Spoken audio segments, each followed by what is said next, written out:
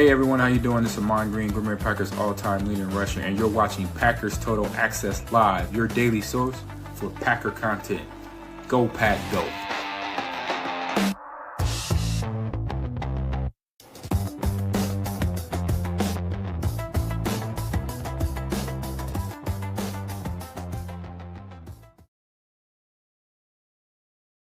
What's up, guys? Welcome into Packers Total Access. My name is Clayton. You can check us out over at patreon.com/Packer Fan Total Access. Also, find us in podcast form wherever you get your podcast. Just search Packer Fan Total Access. It is February the 17th, second show of the day, man. Really excited to get in here at the somewhat of a normal time slot. We used to go live every evening. We'll be bringing that back as we get into the spring months. My schedule is going to ramp up, so we'll be going back live in the evening. I know we'll get our regular crowd back in here. We got Jacob joining us right now from Wisconsin. I was just telling Jacob offline, man, got the French doors open out here. The birds are chirping. We're sitting at about 60 degrees. Spring's in the air. Absolutely fired up about that. Jacob, I heard you've been exercising, dude. Is that a true story? I wouldn't call it exercising as much as just pulling every muscle I have in my body. But yeah, I'm trying. Yeah, pulling a butt cheek on the treadmill, man. Everybody's been there, right? We've done that. Got the T-shirt. I see the crowd filing in here. Appreciate y'all swinging through. If you would, smash that like button for us. And also, if this is your first time tuning into PTA, if you're watching this back later or watching live, like I said, welcome into PTA. We are not experts. We're not insiders. We're not media members. You could probably pick up on that already. We are fans just like you, talking Packers on a daily basis. So if you look for that type of content, fan-driven, for the fans, by the fans, that type of vibe, make sure you hit subscribe and click the bell icon so you catch us live moving forward. I see Chad Inc. in the house. We got Coach Lynn, Thomas Lott, United Bates, Mike Berry in here. We're going to do a 7-round mock draft. All right. That's what we're going to do. We're going to do a 7-round mock draft. And I told the guys in the Patreon group, if y'all got any questions last second, fire those into the mailbag and we'll hit that at the end of the show as well. I know we got Emilio drag assing in here at the last second. You know how this works, man. Unbelievable. Jacob, what are we going to do with that guy? It's unprofessional, you know. It's just not a good guy all around. All right. Bad person, bad human being. Plays rookie on Madden. Oh, yep. There he is. How you doing, man? Good. What's going on, Emilio? Yeah, good. Jacob, what, you got a green screen back there, man? What's going on? I finally got some new stuff hooked up. Just trying it out for the first time. I know, man. Looks good. Looks great. Come on now. So we're trying to up our game here at PTA. That's the moral of the story, right? So, and Emilio, as long as you keep that flag up, that's all that matters to me, man. That's all we need in your background. So I'll just add stuff around it. It works. All right. Let's get into it, boys. Let's do some mock draft. I'm excited about this, man. There's been a lot of stuff kind of shaking loose. There's teams cutting players loose, big name players too, right? We're kind of on the cusp of potentially restructuring contracts. If the Packers want to keep a few guys like your Rashawn Gary's, your Aaron Bankses, your Elton Jenkins, we'll see if that shakes out. So let's just fall back, do a 7-round mock draft. Nail that to the wall. We're going to use the mock draft database as our mock draft simulator tonight. So that'll shake things up from the usual PFF mock draft database, obviously. And we'll have our board pulled up off to the side as well. I don't think we're going to paint any kind of specific picture here, guys. We're not going to be going, okay, we signed a cornerback in free agency or we signed a lineman. We'll just go in with our normal needs. I feel like we need 2 offensive linemen, at least 1 cornerback, potentially a defensive tackle, a stack backer, a tight end, and possibly a kick returner. Of course, I would throw quarterback at the end of the draft as well to maybe take a swing on a guy because it's obvious Malik Willis is probably going to be a Miami Dolphin, would be my guess. So is there any other positions of need there y'all want to add to the list? I know, Jacob, you've been mentioning running back a lot here lately. Do you want to throw running back on the list too? Yeah, probably with the caveat of only like between the 5th and 7th. Got it. So late round. What about you, Emilio? You want a punter? Or are you good? You like Daniel Williams? I'll check the tight ends later on, but right now I bet you will. Yeah, I bet you're always checking those tight ends. We know how that goes. So, all right, let's do it. Let's hit it. We're going turbo speed here. It's turbo time. All right. And again, top needs I see are offensive line, cornerback, and defensive tackle. I feel like they're in that order, to be honest with you. We're not going to do any cheesy trades here. Let's just go down the line and look at the best players available according to mock draft database. At 38, you got Emmanuel Prignon, interior offensive lineman for Oregon. You got his teammate at the safety position, Dylan Thieneman, if I'm saying that right. Some people have him as the second best safety in this draft. That's really, really interesting. He's in the 39 spot. Max Ihanakor, Screwed it up.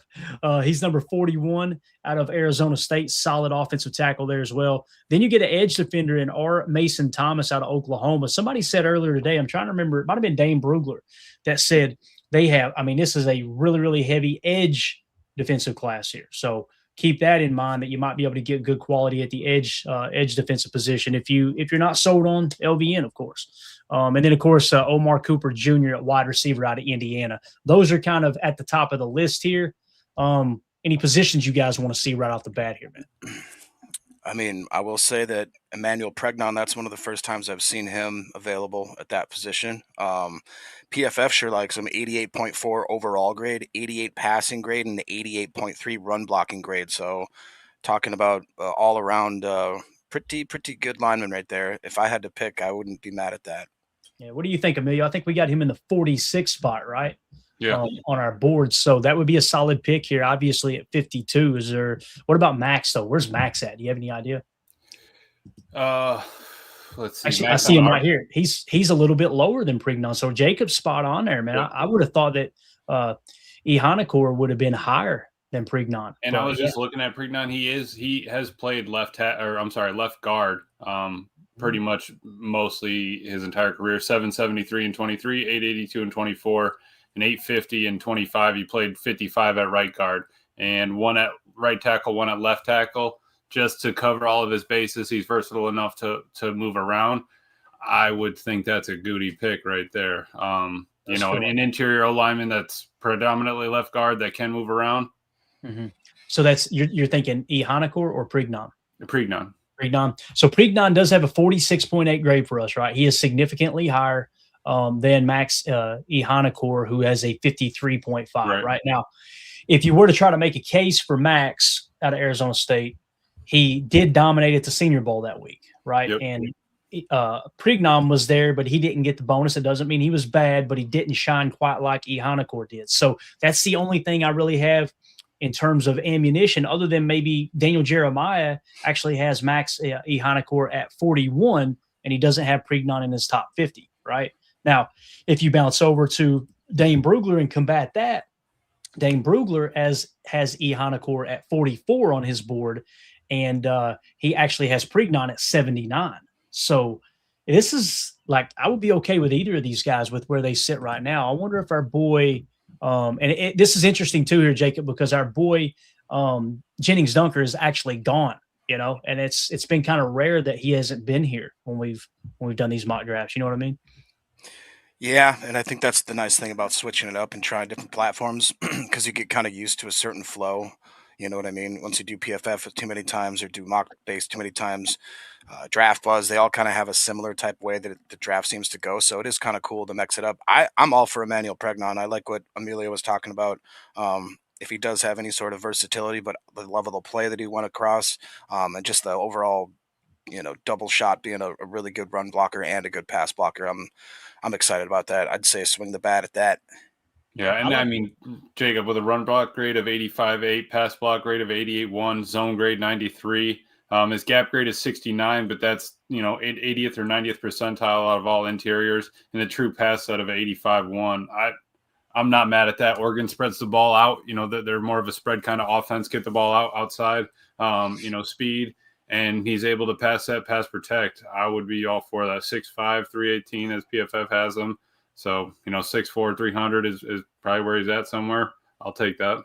Yeah. And so imagine in this scenario, you don't bring back Aaron Banks, right? You let him, you cut him loose, you free up that money post June 1, and then you move forward with someone like Prignon to be your starting left guard alongside of Jordan Morgan. Now, you didn't get older in that scenario, but we also are holding out hope that Goody will spend a little bit of money in free agency and try to reset that offensive line of touch as well. I'm going to hate myself if we don't look at corner real quick, okay, because we know how this goes, all right? So we know if we go offensive line, it's definitely Prignon. And listen, there is nothing wrong with getting the 46th best prospect on our board at pick 52. But when you look at corner, you've got Keontae Scott, all right?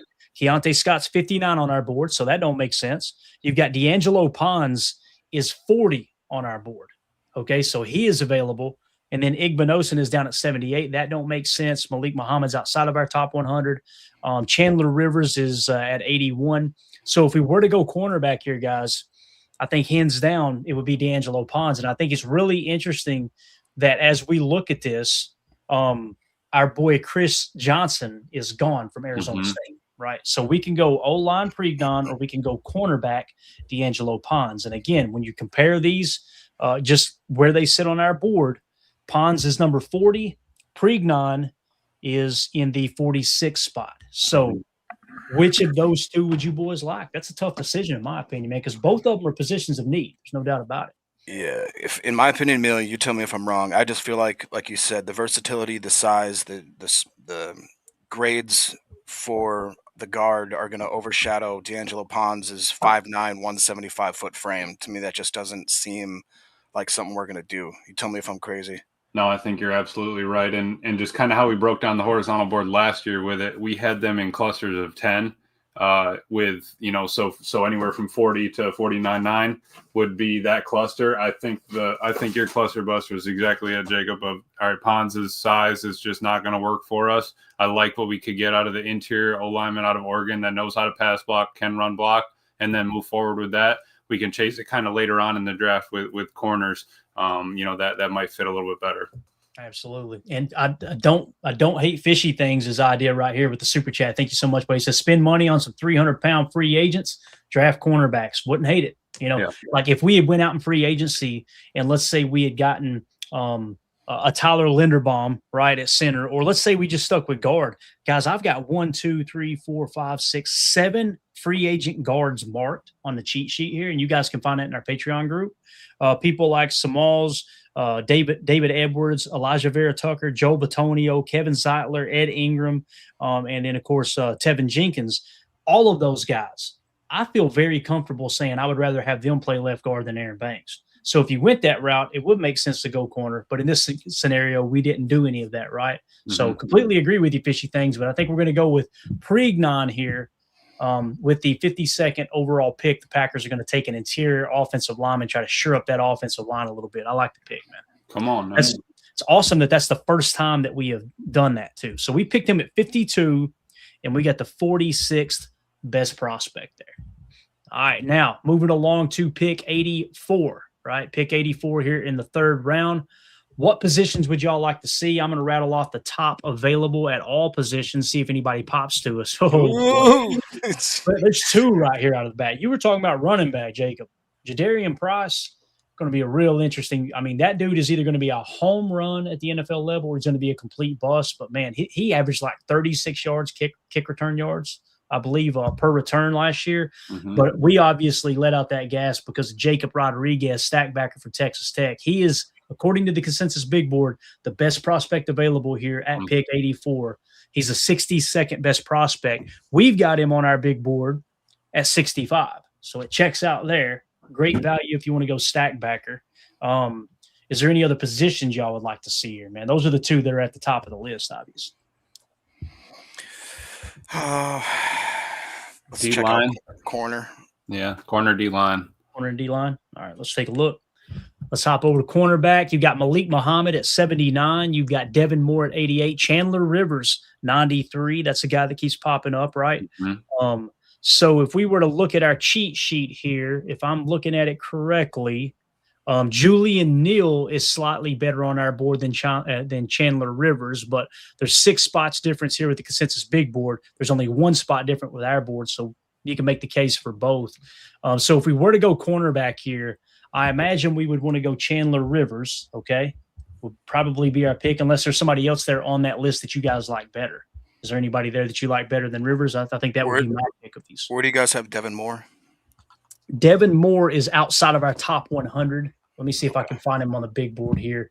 Emilio, how do you feel about this cornerback position while I look Devin Moore up? Yeah, we passed on Pons already. I think looking at Chandler Rivers, his size and everything isn't bad. I think he's super versatile, which, would be a plus. He had actually 21 snaps on D-line, 150 in the slot, almost 600 at corner, 65 box, and 30 deep. So he's able to kind of play all over. I like that he has that ability. He would be a decent fit, I believe. If we're going corner, I would probably say Rivers would be the move, just because I just don't think that we would kind of go after Malik right here. Got it. And to answer your question, Jacob, we've got Devin Moore in the 113 spot is where he's at. Okay, so we got Rodriguez 65th, linebacker, cornerback, Rivers 81st. Let's just take a quick look at offensive line, okay? Offensive line, Jake Slaughter's there. If we wanted to go center here, he's 71 on our board. We got some options here, man. The third round is going to be really exciting this year, I believe, man, if some of these guys are available. So, again, Slaughter, 71. All right, let's take a look at offensive tackle. Connor Lew, I mean, I know he got hurt, right? But yeah, dude, it's interesting. Connor Lew is 58th on our board, but he's recovering the ACL. You know, it's like, man, I'm telling you, I wouldn't be able to live with myself if we drafted Connor Lew and then he just never was the same player before the ACL. You know what I mean? Like, it's tough. It's a tough decision to make. So if we go offensive tackle real quick, just to make sure we're not overlooking a stud there, you got Austin Barber, and Austin Barber on our list is 87th. All right. Demetrius Crownover, he is outside of our top 100. J.C. Davis is outside of our top 100. Jude Bowery is, Trey Zune, Drew Shelton. So if we went offensive tackle, it would be Austin Barber. And like I said, he is in the 87th spot. Now, I'm going to throw this up here. I'm not saying we should do it, but we've been talking a lot of running back here lately, right? Jadarian Price is sitting there at running back, okay? And he is in the 63 spot, okay, according to the consensus big board. Let me see where we've got him because I'm pretty sure we may have him a little bit higher there. And I know people are going to freak out if we draft a running back here, but I'm telling you, man, this guy, yeah, he's 60th on our big board. So here's what we got, guys. If we went in order of value according to the PTA big board, Jadarian Price 1, he's in the 60 spot. Then it's Jacob Rodriguez at linebacker at 65. Then it's center Jake Slaughter at 71. You've got Chandler Rivers, cornerback at 81, and then offensive tackle Barber at 87. So again, Price, Rodriguez, Slaughter, they're close enough together. You could make a case for either of those if you want to go by need. That makes sense. And D-line real quick, just swing over there just to see what we got. Yeah, you've got wow. So it falls off. I'm telling you, it falls off so quick, Jacob. It does, man. Once you get past Darrell Jackson and Big Citrus, all bets are off. I mean, they really are. And you know, we could try to make a case for one of these guys, but it's obvious they're not going to be nowhere near the value that we've got here with the other guys we've got it kind of narrowed down to. So, I mean, this is just a case study right here that if you don't go D tackle at 52, you're not going to get the value you want, right? Cornerback, like Daniel Jeremiah tweeted out, you're really, really loaded in day 2 with cornerback. So yeah, it is what it is. And I was listening to his pod earlier. He was saying that he was talking with the 40s and free agents one that there's really not a bunch of interior D linemen that are available in free agency that are super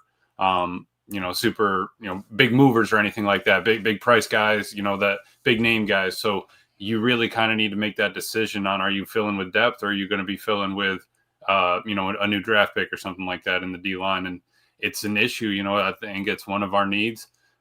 But also so is O-line. And I really wouldn't be opposed to Slaughter or Lou there either. Right. Just say we're going to send it at center. I would be happy with any of these picks, to be honest with you. Now, let's assume for a second that Quay Walker gets offered $15 million per in free agency and we don't have him. How important does Jacob Rodriguez become now if you can get him in this spot? That's the tough decision, really. For me, I've got it narrowed down.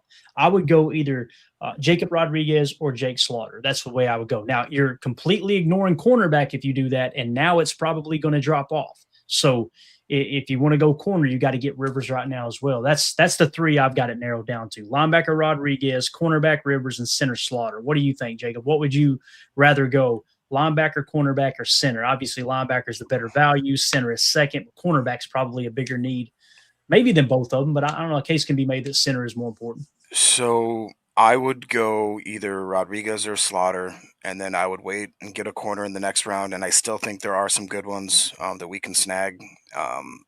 And then I would just try to,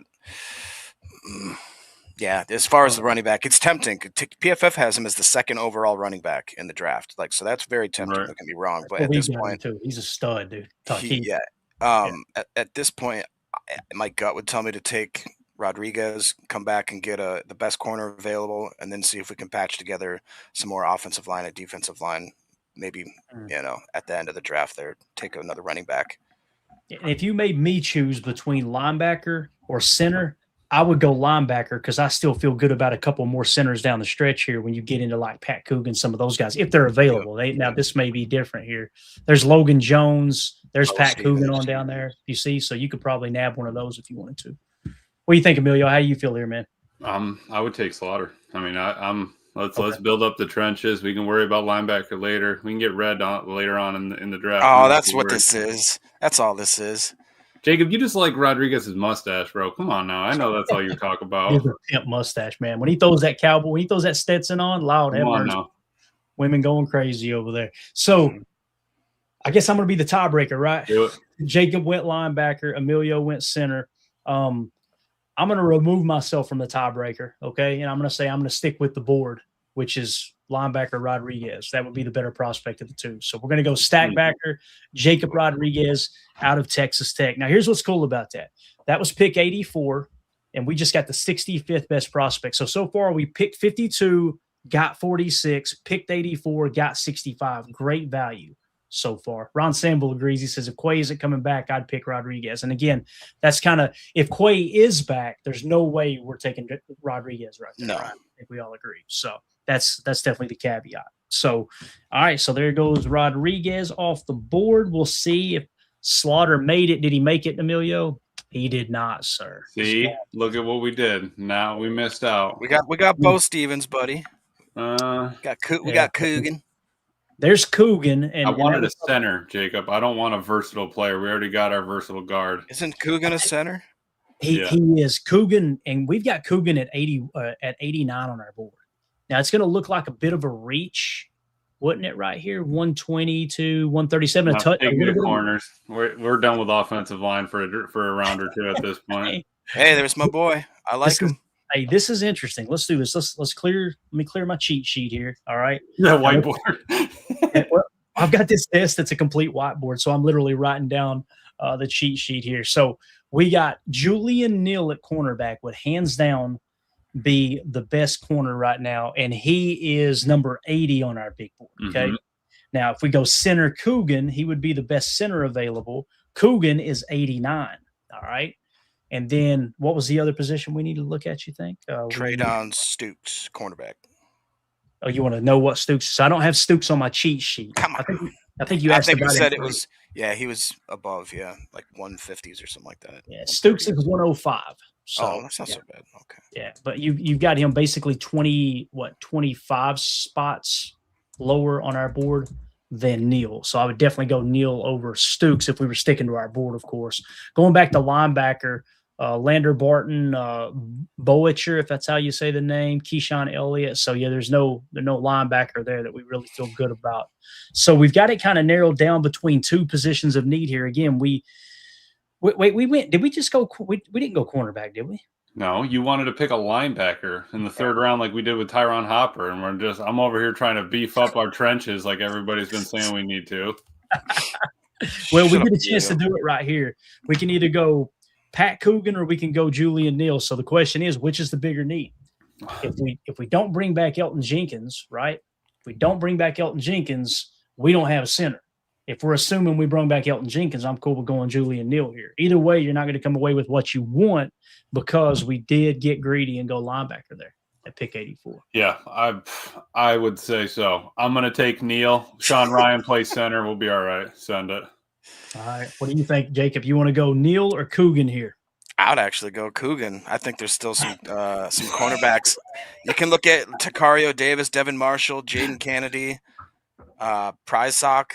A lot of those guys are pretty good grades, good size. I'd take the old Coog. You break it, Clay. So we're split again. Last time we stuck to the board, and if we stuck to the board, it would be cornerback here at Neal. So that was your pick, wasn't it, Emilio? It was. I went with Jacob last time, and tiebreaker's the board. Boys, we're going in with no center. And it's all Emilio's fault, even though he wanted to take Jake Slaughter. So we're going to go Julian Neal here, all right? At pick, what was that, 120? Is that correct? Yep. So at 120, we got great value there at 80th best prospect. A little late. We'll take it. Yeah, that's all right. Better late than never, right? So now let's go back to interior offensive line. Look who's still there. See? Look who's still there. The old Coug. The old Couganator. We get the old Couganator. So Let's play the long game right there. I think we're just gonna run the card here. We ain't even gonna talk about it. I'm gonna go straight dictator right here, okay? I didn't even know we had that sound drop. That's absolutely awesome. I immediately thought of Kim Jong-un, whatever the hell his name is, right? So, all right, let me think here. We're going pick 158, all right? And we're going to get our center, and this is going to be Pat Coogan, who on our board is 89. Imagine getting with the 158th pick, the 89th best prospect on your board. Yeah, that would be. I would be excited. Though I wanted Slater, I wouldn't be mad at this. You know, you get a national championship center, somebody who can play in the big games. We'll take that. And you guys had no idea I was setting you up the whole time. You do know where Coogan played last year, don't you? Before he won the Natty, Notre Dame, Golden Blue. Yeah, he was one of the highly recruited centers or offensive linemen across the country. So yeah, let's see what Chase Green says here in the chat. He says, Clayton, I love the channel. I hope the Packers improve the D tackle position for next season, man. We're going to have to do something, Chase, or Wyatt's going to have to stay healthy and step up in the run game, right? I'm with you, man. And that's why I don't want people to feel like we're neglecting that position. But, man, it's just when you look at the offensive line, I feel like we need to shore up offensive line before we do defensive tackle, you know. Now, if the right guy falls, like we seen a couple of mock drafts earlier today, where our boy Peter Woods fell to 52. It's like, I don't think that's going to happen. But if that happened, I'm taking him all day long at 52. Are you kidding me? Kristen Miller, we got him at 33. He's going to be gone. But if he fell, I'd take him. To Chase's point, Lee Hunter, I'd be okay with him. He's the 41st best prospect. Unfortunately, these guys are gone when we pick. And then you got Darrell Jackson at 91 and Big Citrus at 99. Now, those guys are since gone, I'm pretty sure, right? Yeah, so they're already off the board. So it's kind of like when you pass on 52, all bets are off. Those guys seems to be that most of the consensus big boards disagree with where we have Darrell Jackson and Big Citrus. So they go while we're still waiting for the value to make sense, if that makes sense. So, but nonetheless, we went and got Pat Coogan. I love that. That's my favorite pick so far, man. Stayed patient, got it done. So now, moving along, best available. If we go all here, Dallin Bentley, tight end out of Utah, C.J. Daniels, wide receiver out of Miami, Bryce Boetcher out of Oregon at linebacker, Albert Regas at defensive line. There's our boy Tanner. I'm going to get it right here. Koziel. You know why I said it like that? Because when I played the pronunciation 500 times, that little British lady said Koziel. That's why we're doing it. All right. So if it's wrong, blame the Brits. Don't blame your boy. Right? Real quick, I believe somebody in the chat mentioned it. Let's see here. Yeah. J. Cole was wondering, why is Devin Marshall being so overlooked? What am I missing? I was going to say that was one of the late round. PFF has him at 193. He was the 8th overall ranked cornerback. He's 5'11", 200 pounds, 86.1 overall grade, 85 flat coverage grade. Okay, so Devin Marshall. Go ahead, Amelia. I'm sorry. No, you're fine. Speaking of him, Jacob, we right now had him at 243. I did just update, put in the 208 for 23 for PFF, 260 for 24, and then 8th for last year. He tried, and then his final grade went to about a 90. Then I added in the PFF big board, which we didn't have earlier, of the 193. He now is sitting at, Clay just reorganized it for me. Right. He's now sitting at 147.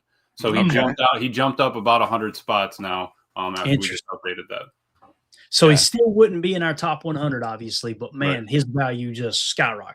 Right. Yep. So, and all we had before was just his consensus number that we had on him. So we got our numbers in, got that grade moved down for him. And you're going to find, like, as we get closer to the draft, we'll go back through, and the guys we don't have grade rankings for, all of a sudden PFF will have grade rankings for them. So it's like you got to kind of fill that in as you go, but we want it in as early as possible. So, Jay, thank you for bringing that up. If you hadn't mentioned that, that's a guy that would be lower on our board that didn't need to be. So great eye there, man, for sure.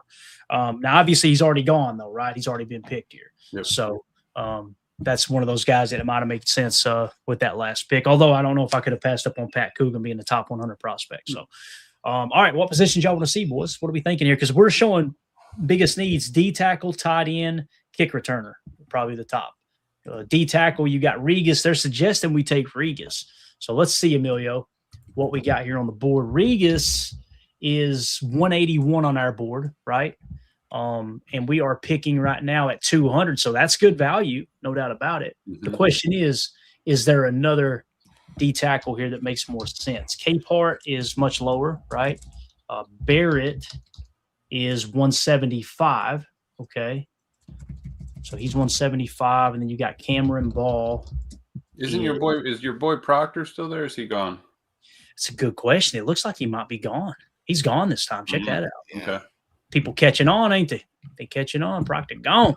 So if we're going D tackle, this is good value here, right? There's no doubt about it. Now, the problem is Koziol, tight end, is sitting there at 156. And on our board, Koziol is, God, where's he at? He is 85th. So you're talking about way less value if you go D tackle. That's the definition of reaching for need if we go Regas over Koziol. Right. Well, let me ask you, at D tackle, are you wanting a pass rusher or you want a run defender? Yes. That's the answer. Yes. So if you can get both, great. But at the same time, to me, once you get outside of the first 3 or 4 rounds, now it's all bets are off. You just take the better player available. You know what I'm saying? So I could care less if it's a true nose or a 3-tech. I guess what I'm saying is you're not going to take a 3-tech in the 5th round that's going to step in and be dominant. You know what I mean? So, yeah. I was just saying because on Regas, we have 3 sacks, one each of the past 3 years. Run defense grade of an 82.6 this past year. Pass rush grade of a 58. Run stop rate is 9% though. So he's definitely – he can stop the run. That's not the problem. Pass rush is where he struggles just a little. Gotcha. So Jay, take the tight end, baby. Yeah, you know what you're thinking? Yeah. To me, it makes a lot of sense. But I mean, every draft we do, we end up taking him. So will he really fall that far? Do we have him too high ranked? Those are the questions. And I guess let's troubleshoot that real quick. We got a second, right? That's why we do these things. Let's see where Koziol is. So with Koziol, he's in the 85th spot. Here's how he got there, guys. So we're not fudging this because he's one of our favorite prospects, okay? He was 165 on the consensus big board. He was 153 on the PFF big board. So you go, how did he get to 85th? He was the 13th highest graded tight end last year. The year before, he was even higher. He was the 4th highest graded tight end. He's a stud. Now, he's more of a receiving tight end. So to me, that you don't have to re-sign Luke Musgrave now. That's Luke Musgrave's replacement. You give him a year to play behind Musgrave. Who knows? Maybe he takes that spot from Musgrave year one. That's even better. But then as you let Musgrave walk in free agency next year, bang, you're off and running with Koziol alongside your boy Tucker Kraft there in the 12 personnel. So my pick would be Koziol. Jacob, yes. I think you agree. Is that right? Yes, sir. Okay, Emilio, what about you? I would agree as well. Just with the 74% contested catch rate and a 2.6% drop rate, I love that. I do not love the run block grade, so we'll have to give him a couple marbs and a couple of, get Tuck and him just out there. Push lattes. Yeah, right. Yep, exactly. A couple lung darts and some Culvers, right? Yes, put a little weight on those tips. You know what I'm saying? All right, we're going to do it. We're going to go tight end here out of Houston, Tanner Koziol. And that is going to be our – what pick is this? I don't even know now. What pick are we at right now? 200. That's great value. Holy cow, man. Mm-hmm. So at pick 200, we go tight end. And, again, we end up getting the 85th best prospect according to our board. Very, very interesting right there.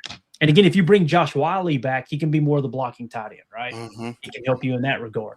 So, yeah, I agree. Coach Lynn says that's a steal. Completely agree, Coach. It's just too good a value to pass up on it. No doubt about it. Now, we're at pick 237. Look who – let's see if he's still there. He's gone. So our boy Regas is now gone. So now we're in no man's land with defensive tackle. Our top needs are defensive tackle, kick return, quarterback, and potentially running back. So I think we need to troubleshoot this D tackle and take it right now, Emilio, don't you? If we're going to take a D tackle. Yeah, we might as well take a peek. I like that we have a couple Georgia guys in the hopper, but let's just take a quick peek down there and see what's going on. All right, I'm going to look up James Thompson if I can find him. Is he not on our board? James Thompson is not on our board. Holy cow. So that's one we need to get added to the board for sure. Let me make a note real quick. If you'll look up Barrett for me, Emilio, where do we got him? Barrett is We have him 175. D tackle out of South Carolina with a PFF of a 102 last year. Let me just see if I can update any of his numbers real quick. All right. Jacob, what are you thinking here, man? You okay? Do you feel like we have to force D tackle here, man? I mean, I wouldn't say have to, but it would be nice just to bring in some bodies and, see if there's any sort of crazy one-offs of guys that are, you strike diamond in the rough sort of thing. I'm going to be honest. I'm not familiar with most of these guys though. PFF cuts them off pretty quick. The last guy people they have is Jacoby and Gilroy, Dominic Williams and Cameron Ball, and I don't even see them on here no more. So, yeah, looking at our board here, just doing a quick check. Hands down, Nick Barrett's the best guy, right? The fact that you would get 175, your 175th best prospect at pick 237 that's a steal too, right? I know Emilio's trying to throw some numbers in for us right now. We'll see what happens. I'm monitoring the situation very closely. I don't know. That's tough. Just because with Barrett, we're only getting. I saw you went back and got his 25 grade, but with the consensus at 189, he's not pulling anything from PFF's big board.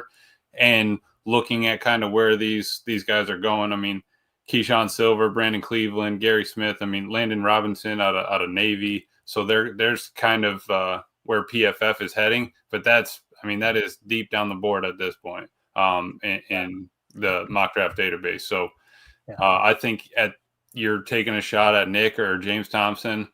And James Thompson was significantly lower. So I do feel like Nick Barrett will be the pick if we go D tackle. So I say let's just do it for time's sake. I like it. So we're getting the 175th best prospect at defensive tackle and Nick Barrett.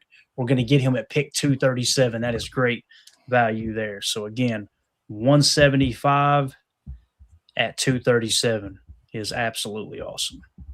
All right, how are we feeling about it so far up to this point? We still need kick returner, potentially a backup quarterback, and a running back. Jacob, how do you feel so far about the way this thing's fallen, man? I mean, we've literally got great value every pick, most of them more than 20 spots at least where we took them. Yeah, I'd be very happy with this draft. Definitely like you said, it seems like we've addressed our needs, did it in a way that was maybe not ideal when you look back at it 2020 hindsight, but I think that we're still doing a pretty good job. All right. So there's your boy. Every time that Kennedy or whatever his name is pops up, you always grunt. You like him a lot, don't you? I do. Yeah. Tell everybody why you like him, man. Just pretty smile or what? Well, talk to me. Again, being at Oregon, going to be at a high performance school.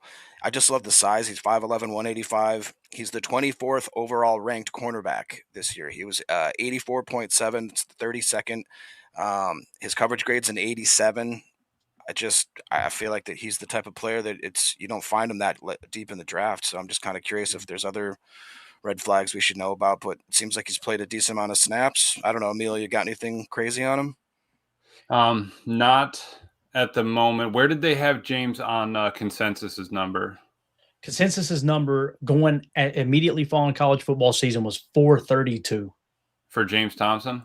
Oh no for okay. Kennedy. I'm sorry, Kennedy. You want to see James Thompson? Yeah, just real quick. That way I can get you a number. We already picked. Never mind. He already went by. Yeah. But still, okay. All right. Yeah. Okay. I see what you're trying to do. You're trying to. Oh wow. I see why you're doing that. So there's a chance. Let me look. I'll look that up real quick. You guys. But yeah, I'm not mad at it. But I feel like at this point we had already taken a couple D. We did this last year, right? Where you take a D lineman at the end of the draft, you bring them in, and then you kind of go from there. But then you bring in a QB. I wouldn't be mad at it, I guess. You didn't get a running back though, Jacob. So are you mad about that? I just am a little more worried about the secondary than I am the running back room. So here, let me make my case quick. He's the redshirt senior. 2021 played significant snaps, 800. He had a 69.3 with a 71.8 tackling grade. Run defense grade. 2022 played almost 500 snaps, had a 70.7 with an 82.8 run defense grade. 2023 must have gotten hurt, still had a 68.8. 2024 came back and played 600 plus snaps, 68.8 and a 68 run defense grade. This last year played just over 600 snaps. 85.5 with a 74.5 run defense grade. He's just been consistent, and he's willing to play the run. decent size, big school. At Mhm. this point in the draft, I feel like it's a no-brainer. But that's just me. That's Kennedy, right? That Yeah. is. Okay. So again, the reason that he's so low on our board is at the end of the college football season, they had him at 432. What Right. Jacob is saying is this year, he played damn good football this year. Right. Right. So it's like, why did they have him at 432? Let me look at an update on him real quick, because that may have changed. And I put James Thompson in, Emilio. That's a defensive lineman that's going to creep up on our boards too, because on January 31st, 198th was where he was. Right. Okay. Now, he went from 319 to 198. We'll count the 198. But, and I'll hop back now and look at candidate at 2. So is that him at 210 right there on consensus, where we had him at, like you said, Clay, 432 just coming out of there. So, I mean, he jumped 200 spots. Even if you were to just flip that right now, so he's at 210 right now, that would put his score right around 137. So he would fly up the board to about 160-ish. And if you're watching and this is the first time you've tuned into our draft coverage, like this is the first year you're following the channel, I know we picked up a ton of subs this year.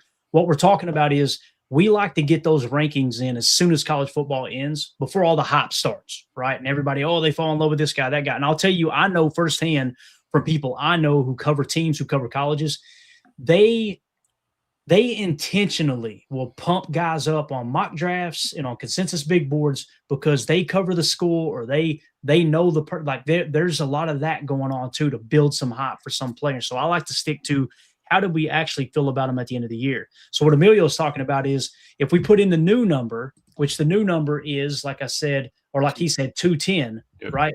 That is significantly higher from where we had him before at 432. So if we split that, and let's say we go, instead of 210 or 430, let's go 320, right? That's kind of meeting in the middle. Is that kind of what you're saying, Emilio? Yeah, I mean, that's fair of, we're trying to give the guy a chance, bring him back up, but we're also not taking into account just the most recency bias and pumping him up. Because, I mean, if they like him, by the time April comes around, he could be 140, 130. I mean, he could be, edging into the top 100 sort of thing, just because, you're moving a big school and everything like that. Let's do it. Put that number in. Let's see where his grade goes from. Currently, his grade is 211.3, and Emilio changes that. Now he goes to 174.0.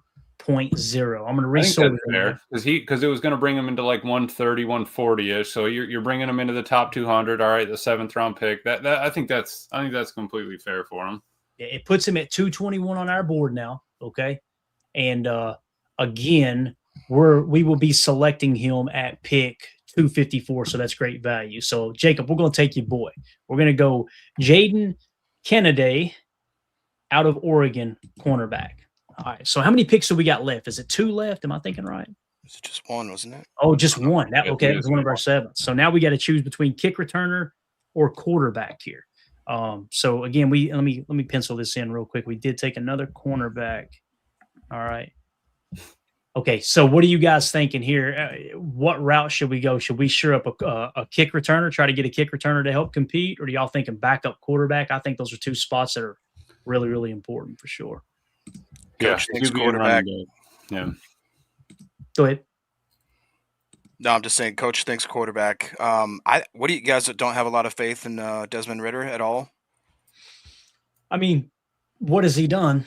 Now. We said the same thing about Malik Willis, and look what Matt LaFleur did with him, right? That's what I'm saying, yeah. So, yeah, that's a I know what you're doing. You're trying to get your guy Mark, aren't you? Who's that? You're trying to get your Gronowski. Oh, Gronowski. Gronowski's interesting, man. Now, if I'm getting my boy, he's already gone. Let's go get Diego Papia. Couldn't say it without laughing. Yeah, we could go down here and get Zach Calzada. Do y'all know his story, by the way? From Kentucky. Y'all heard about that? So Zach Calzada, he was a transfer into Kentucky. They paid him a bunch of money to transfer through the NIL. He was cheeks, absolute cheeks. Cutter Boley beat him out, was hands down better. And the fans in Kentucky were giving him hell. And he sent a message to them, a DM, I don't know if it's on Twitter or Facebook or whatever, of him laying in bed counting his NIL money. He sent it to a Kentucky fan. So wow. Calzada probably not the guy you want on your team, and that's why he's ranked 813th on the consensus big board. So. Updating his numbers, though, we'll give him a 400 that PFF has and 813 on there. He goes to 340 total score. This guy right here, unbelievable. All right, so if it was me, I'd be looking for more of a return guy. I would say running back would be our look right now. Get a running back that we could potentially put at return, maybe somebody that's elusive or something. I mean, I'm not exactly sure on who's done returns or anything like that at the running back position, but I wouldn't be opposed to that. It's not like I feel like you wouldn't go get a wide receiver right here to return kicks and try to bring another wide receiver into the fold. I agree. Look at the top of the list. Look at the top of the list. Kentucky boy, Seth McCowan. Here's the thing with kick return, okay? I went through and got the top 10 punt returners and the top 10 kick returners. And there was a couple of those guys that were on both of those lists, okay? And then I ranked them by our board grade at their respective positions. There was only one running back, and that was Jadarian Price at 60, okay? So Jadarian Price, hindsight being 2020, earlier in the draft, you getting a stud kick returner and a solid backup running back. But again, we had bigger needs. Now, when you switch over to wide receiver, so I say that because at running back, none of these guys are going to be as good of a kick returner as these wide receivers I'm going to mention, okay? So just keep that in mind. Wide receivers, if we go down the list here, Hank Beatty was the one that always kind of popped up to us. Let's see if he's already gone. He may already be gone. I bet he is. Yeah, it looks like Hank Beatty's gone. So nope. Oh, right there. Yeah. So see, he's 338. Our board has him at 281. Okay, now you'll see Vinny Anthony, according to the consensus big board out of Wisconsin, a lot of our listeners love Vinny Anthony as a kick returner, right? He's in the 335 spot, but on our board, Vinny Anthony is 406, so it's not even close. It seems like Beatty would be the better pick overall, although if you think Vinny Anthony is a slightly better kick returner than Hank Beatty, I get that, and that's what you're drafting him for, right? But if you just go from overall value, Hank Beatty would be the pick for me, if that makes sense. So now let's see if Weegan is out there too. Weegan's another one. He's significantly lower on our board, but some people think he would be a much better kick returner. I think he might. Pretty sure that I saw him got drafted. So yeah, he's already look at that one pick before us. Unbelievable. So there you go. So we're in the ballpark here talking about getting a kick returner with the final two picks, right? So we're definitely spot on there. So again, the question becomes, would you rather have a receiver that can return kicks, a running back that's going to compete for the backup running back spot, or would you rather have a quarterback that's going to compete with Desmond Cheeks Ritter as your backup quarterback? That's the big question here. You know? And again, I say Cheeks Ritter because he hasn't done anything at the NFL level, but keep in mind, he was 30th on the consensus big board the year that he was drafted. So they seen him as a potential first-round talent when he was coming out in the draft for Cincinnati. So I'll leave it up to you guys. You guys tell me which direction you want to go here, man. I can tell you the best kick returners at receiver. I'm flying blind at running back, though. I still don't think you'd bring in another wide receiver. Because like we tried it last year with McCole Hardman, and he didn't make the cut. How can you bring in a vet that can return kicks and you not make the cut? Maybe looking at it, after the fact, thinking, yeah, maybe we should have kept him, but you still didn't have the room in the wide receiver room, and we had to cut Malik Heath. You know what I mean? We had to get rid of some guys that we actually liked to make room for that room. So I wouldn't be opposed to taking a peek at a running back, and it's something that he did 2 or 3 years ago when he drafted was a Lou Taylor out of Michigan or Michigan State or something like that. So a late round running back, priority free agent kind of or priority undrafted guy would be my look. Gotcha. Well, we've got one that sticks out to me here at running back is Kejon Owens out of Florida International. We've got him in the 164 spot. You're talking about great value at the running back position. And I just want to check a couple more. You got Jamarian Miller. Let's see where he ended up. That's out of Alabama, 346, so that don't look good. You got Jay Knott. Jay Knott's a fascinating player because he was ranked really high going into the year. People felt really good about him, and then he's just completely tanked down boards. Jay Knott had a good turnout at the Senior Bowl, -5 there. Who did? So there you go, right? So maybe he is climbing back up boards now. So if we were to stick to our board, hands down, Kejon Owens or Kejon Owens, however you say it, from Florida International will be the running back pick here. So why don't we do this? We got Kejon Owens at the 164 spot. To decide this for us, whether we go running back or we go back up quarterback. Let's see which one ranks higher. Can you check Kentrell Bullock real quick? Running back? How do you spell his name? Last name's Bullock. Kentrell. Guess where he went to school, Emilio? South Alabama. South Alabama. Guess what his rankings are, bruh? He's the 9th overall ranked halfback. He had a 90.3 overall grade, a 90.4 rushing grade, 5'10", 205. Just saying. Boy. We got him in the 229 spot. So Keegan Owens is like 164. I see what you're saying, man. The 9th highest graded running back, and he's gotten better every year too, hasn't he, Jacob? Interesting. Doesn't catch the ball very often, but over 1,000 yards. I feel like it's kind of like who was it last year? Davis out of South Dakota State, right? They had that running back who was like top 5 graded running back each year the past 3 years. But you go ahead and take a chance on him at the end of the draft. I would be opposed to that one, Jacob.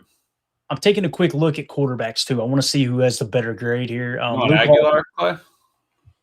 Yeah, I don't think he's too high on our board. I don't even know if he's got a grade. I was just like, because obviously Joey Aguilar, if you guys are wondering, he's battling in court right now to try to get another year of eligibility at Tennessee. So he probably won't be back. Just like we've got Chambliss is, I think that's his name, or Chambliss, however you say his name, out of Ole Miss. He is on our board still too, but he most likely will be coming off the board because he's going to return to college. He wants to major in the minors for the rest of his life, evidently. So, so Luke Altmaier, we got him at 188.4, not his ranking, but his grade there, right? Morton's lower than him. I'm afraid to say that Joe name there out of UConn. I don't want to get canceled here. He's below Altmaier, so we don't have to say it. Mark Gronowski, that's the one that Jacob wanted to mention, right? So here's why Gronowski is so high, like on our board. In 2023, he was the 4th highest graded quarterback. Then he was 49th. Then he was 59th. He also won the East-West Shrine Bowl MVP. So there's a lot to like there. And when you look at his grade of 135.2 as opposed to Luke Altmaier's 188.4, he hands down is the better quarterback there. He really is. So if we were to go quarterback, we would go Gronowski here. Okay. And again, that's out of Iowa. All right. And can he run the ball, Clay? What's that? Can he run the ball? I don't know, man. I don't know. You thinking you're going longest yard here? No, I'm thinking you go Tommy Castellanos out of Florida State, little dual threat action. Hey, he turned some heads this year, no doubt about it, man. So if we narrowed it down to running back and quarterback, outside of Jacob's guy that he likes that's significantly lower on our board, right? Running back, Keegan Owens is 164. Quarterback Gronowski is 159. So quarterback is more important than running back too, tier 1 position of importance. We talk about the 2 different drafts every year. Mm-hmm. My pick would be quarterback Gronowski here. However, if you guys want to go running back, y'all can outvote me here if y'all think it's more important for sure. Because again, like Jacob pointed out, do we not like Ritter? We weren't crazy about Malik, and Malik Willis, holy cow, did Matt LaFleur turn his career around quick. And They're kind of, I don't want to say they're cut from the same cloth, stylistically, they're 2 totally opposite players, right? However, they were both considered first-round talent, and they both went to crappy teams and played crappy, right? So you could turn him around as well. But I'll leave it up to you guys. Jacob, do you want to go running back or quarterback here? Oh, boy. When you put it the way you put it, I do think that the importance of having that backup quarterback, I mean, we saw it this year. Had we not had a guy like Malik, this season would have been an even more of a dumpster fire. I think all right, let's get the pole lock, bring in the ski. The ski. All right. Emilio, what are you thinking here, man? Yeah, I think that's that's the shot. We tried it last year. We ended up we took the heat for taking Pratt last year, right? We ended up losing monetization on YouTube for a while. So I think we give it another shot this year. We try one more time with a quarterback. We don't put up a clip of him, and we give it a shot. How about we think? Little behind football here. We found out why the channel lost monetization for a significant amount of time. So we did a breakdown on Michael Pratt from Tulane. It was Tulane, right? Am I thinking right? Yep. Yeah. So we did a breakdown on him. And the video that we had were TV copy highlights, which we're allowed to use. You just can't monetize the video. And if you do monetize the video, you don't get penalized. They just, they take they take that money, right? Whoever owns the rights to that. So that's okay. I was planning on that happening. Well, some knucklehead flagged it that I stole his video and used it. Okay. Well, in the highlights I put together, there was a play or two that had his name stamped on it. And I'm thinking, well, he'll just get credit for it. His name's right there, right? Well, rather than him try to grab credit for it, he just flagged us copyright or infringement or whatever it is. And that's what got the channel demonetized. Now, it took YouTube 1.5 years to explain that to me because it's like they're them Red China over there, like they're enriching uranium or something. We're not allowed to know about how the cookies baked here. But so anyway, so we're going Gronowski. Is that what we're doing here, boys? I like it. I'm cool with it. I know there's people too. Chester Marco liked that comment, by the way, Jacob. Don't put it on the screen, please, for the love of God. But I know there's some people going, why aren't you getting a kick return? Why aren't you getting a kick return? To Emilio's point, that wide receiver room is already freaking stacked. Like, I mean, if we pass up on a potential backup quarterback that might beat out Desmond Ridder as the backup quarterback to get a wide receiver that ain't even going to make the roster, it's, you miss out on 2 opportunities there, right? Mm-hmm. I get it. I understand. All right. So the pick is going to be quarterback Mark Gronowski out of Iowa. I like it. Yeah. And again, we got him at pick, if I can find it here. We got him at pick, 257.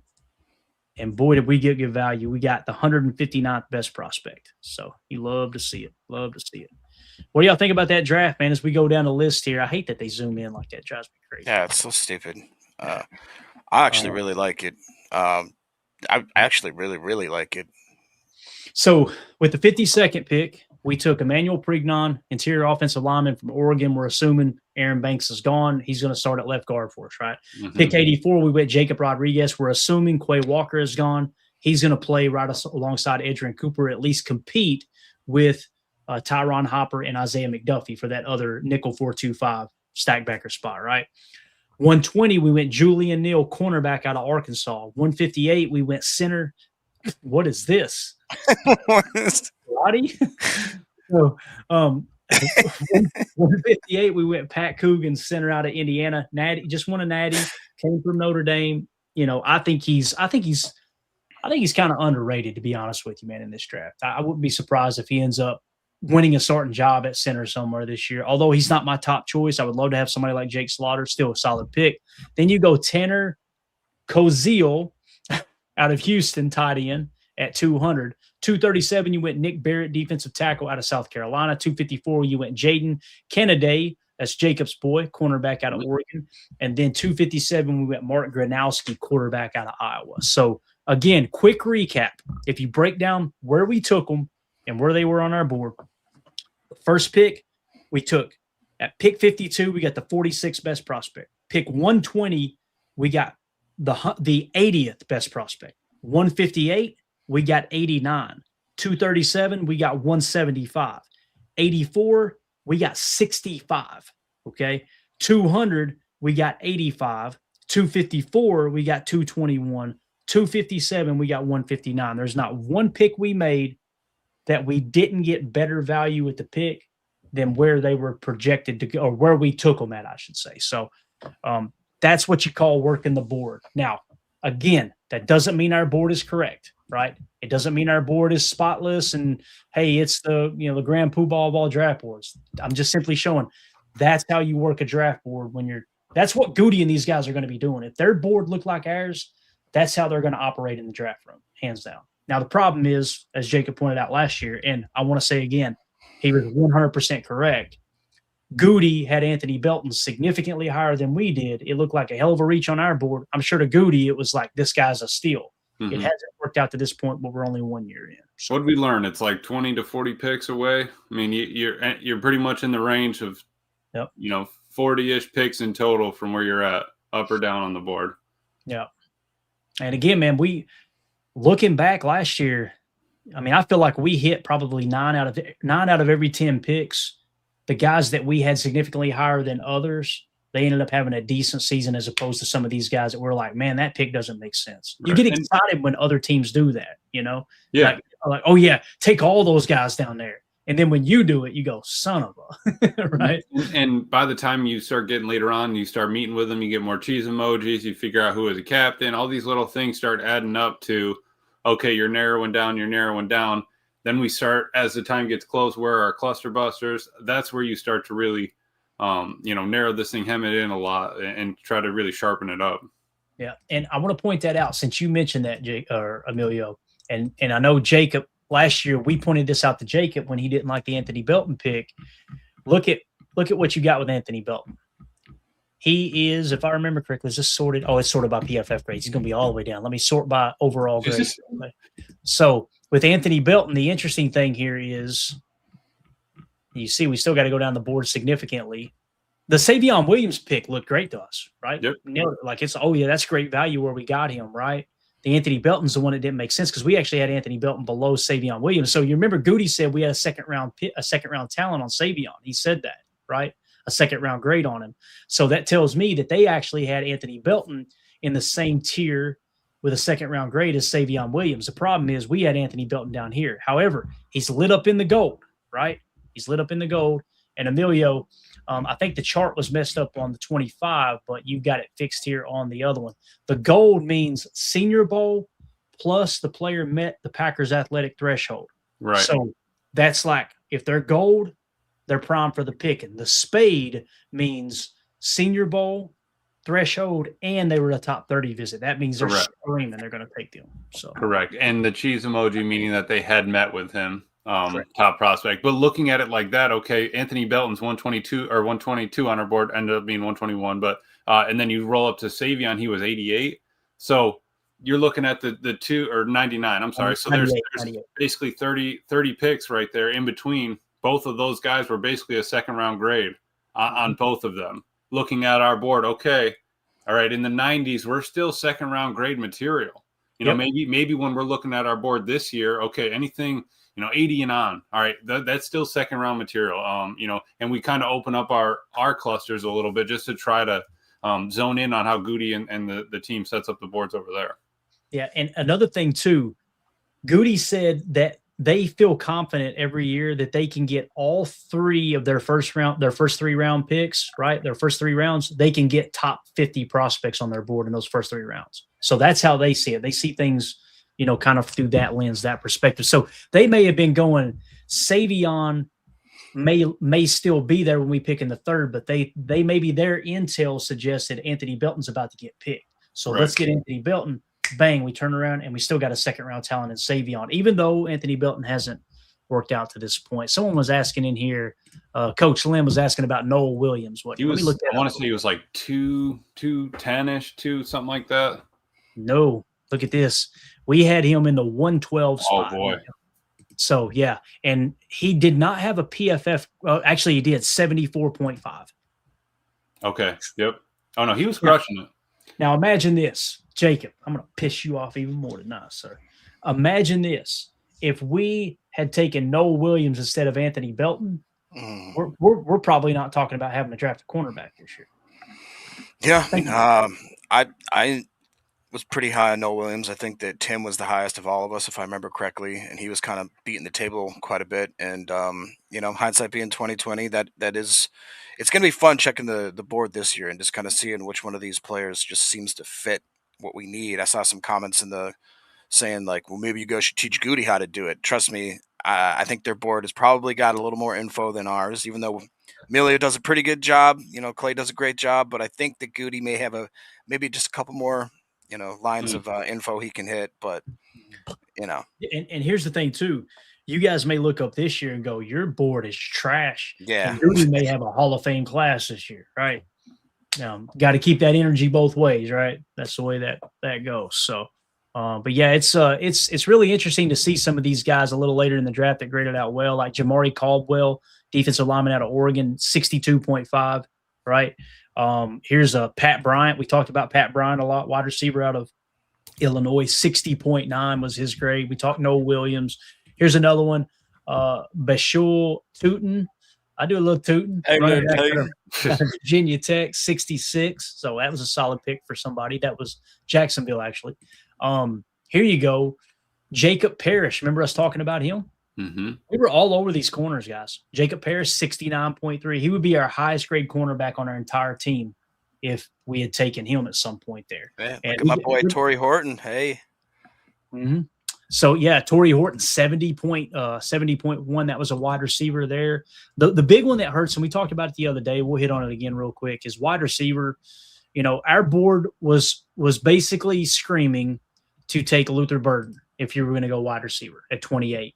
Well, we end up going Matthew Golden at 30. He's 38 on our board. So again, why did Goody have a higher grade than Luther Burden? Chicago ended up getting Luther Burden after we got Matthew Golden, right? Matthew Golden graded out of 70.5, right? It's not a bad pick. I think he's going to be a great football player. Luther Burden, 77.9. Now, what do we always talk about? Matthew Golden, that 40-yard dash. Goody probably seen that and got the googly eyes, right? Like, all right, this dude's got blazing speed. I would love to have Romeo Dobbs back this year for the right price, but damn, I'm excited to see Matthew Golden play X, man. I want to see him out there and see what he can actually do. So, yeah. Yep. Anyway, there you go. Anything else you want to look at there, Jacob, before we wrap up, man? Anything at all? I'm good, man. All right. Good deal. Well, let's get out of here, man. This was a fun little mock draft. I'm glad we got to dive into some of the picks there from last year, too, man. It's always fun to look back. And that's the other thing is you guys having access to these draft boards. You can go back. I'm excited to look up in 5 years and go, man, we can go all the way back to 2022 and 2023 and kind of look, and see, or 2024 rather, and see where these grades were. I used to do how we did that player grade of the PFFs where all Goody's picks have passed. Remember when we do that in the offseason where we go through, we get a grade next to him, and then all right, is he still on the team? Is he gone? Where's he at? And then I like compare that to the board. It's gonna be cool. Yeah, absolutely, man. Completely agree. All right. Chester Marco, that's a favor for everybody in the chat. If y'all would spin that football, hit that like button for us. You are the GOAT, Chester. We appreciate you, man. Thank you so much, buddy. So, all right, let's get out of here, man. Thank y'all for jumping in. It was fun to do this just on short notice like this, right? And just kind of dive in here and talk a little draft, do a little mock draft. So if you guys are watching this back later, let us know in the comments. What do you think about that mock? What player would you rather us taking at a specific pick? Maybe there's a couple of them you actually like. Listen, we always welcome positive comments. We're never going to turn those down because Lord knows we get the negative ones. All right. So we appreciate everybody jumping in here, though. Hit that like, hit subscribe, click the bell icon. We will be back tomorrow as news breaks. There might not be a morning show. Depends on what time I get up. I got a bunch of appointments tomorrow. So regardless, we will go live at some point tomorrow. So my name's Clayton. That's Emilio. That's Jacob. This is PTA. Go Pack, go. Here we go. We're out. Bye, guys.